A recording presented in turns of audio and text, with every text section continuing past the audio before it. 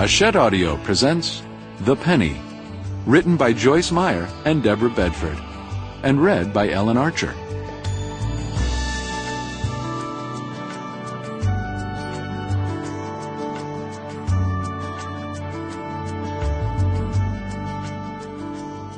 Chapter 1.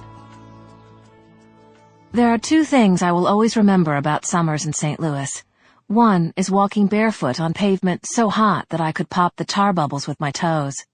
Pavement so hot that by the end of July, the hide on the soles of my feet was as thick as my tanned leather coin purse from Woolworth's, and I could cross Arsenal Street without having to run.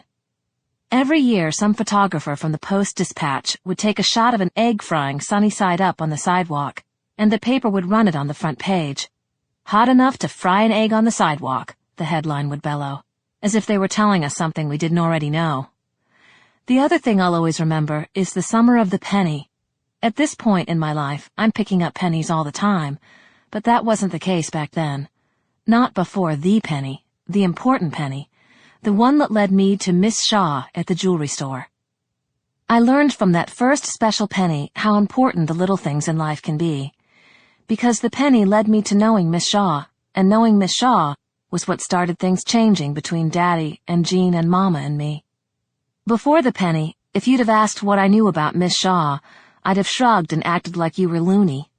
I don't know anything about her, I would have told you, because girls like me had no reason to speak with ladies like Miss Shaw.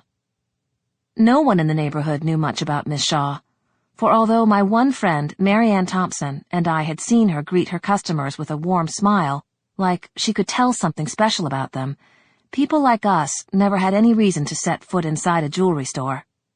So Mary Ann and I just wondered between ourselves, did she come from money, or did she earn it? Did she grow up around here? How old was she? How did she manage to keep her hair dry on rainy days without using an umbrella? And because of that, because no one knew where she'd come from or who her parents were, or how she'd come to have her own jewelry store, she was the most profound mystery along Grand Avenue. "Now there's a woman up to no good," Daddy would comment, whenever he happened to see Miss Shaw promenading along the sidewalk downtown, with her pocketbook tucked beneath her arm. Daddy had a general distrust for all things to do with women bettering themselves, and he had a healthy contempt for Miss Shaw in particular. "That woman causes all the talk anyway. Let me tell you, there's a woman who rides a high horse, acting like the rest." Sample complete. Ready to continue?